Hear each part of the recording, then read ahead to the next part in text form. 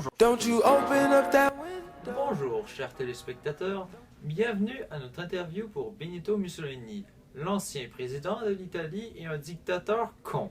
Je me présente, votre présentateur, William Benjamin Luciferius B. Ça fait baiser but la plante troisième du nom.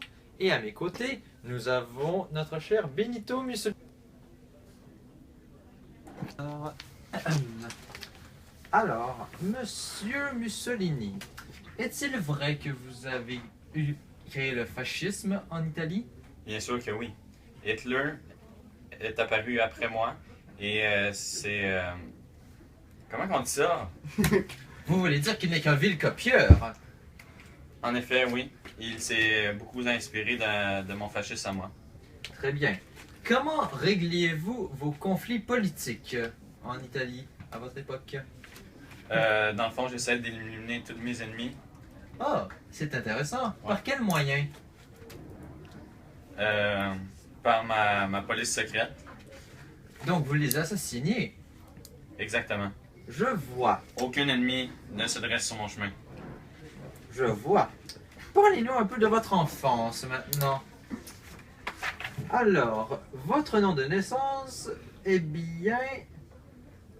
attendez un instant, je cherche... Ah voilà. Benito Amilcar Andrea, Exactement. qui vous a donné été par votre père, Alessandro Mussolini. Il est vrai? Exact. Je vois. Il est vrai. Il est vrai que vous étiez un élève médiocre qui échouait toutes ses classes, qui usait régulièrement de la Bien violence. sûr que non. L'école ne sert à rien. Vous voyez très chers téléspectateurs, c'est pour ça que Mussolini est un mauvais dictateur. Alors, après vos études, est-il vrai que vous avez fui en Suisse? Vous avez vagabondé de 1902 à environ 1914? Qu'est-ce que c'est cela? Ce n'est que des rumeurs. Pas devant moi, monsieur Mussolini. C'est moi qui pose des questions. Alors, vous avez eu un exil en Suisse.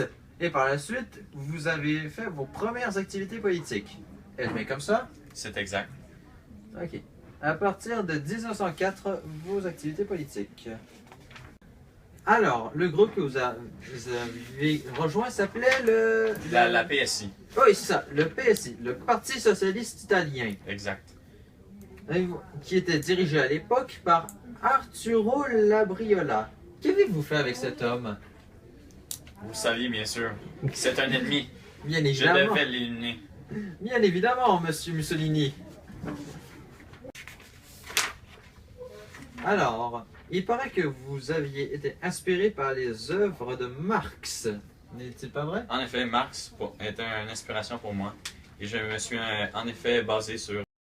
Alors, quand vous étiez entré en politique, vous étiez aux côtés du roi d'Italie, le monarque Victor Emmanuel III d'Italie. Est-ce bien vrai?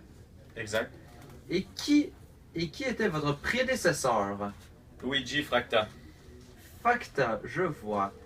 Et votre successeur, après qu'on vous aille lapidé? Pietro Padoglio. Je vois. Alors, dans quel camp avez-vous été durant la Deuxième Guerre mondiale? Du côté de la Triple Alliance ou de la Triple Entente? La Triple Alliance. Je vois. La Triple Entente n'était qu'une bande d'amateurs. La France, l'Angleterre et les États-Unis. C'est l'Italie les meilleurs. Je vois. L'Italie est Je vois. gravée sur mon cœur. Malgré que l'Allemagne était vos supérieurs. Hitler n'était qu'un outil pour moi. Je Un vois. allié. Rien de plus. Je vois. Donc vous ne teniez pas Hitler en grand regard. Tout comme moi d'ailleurs.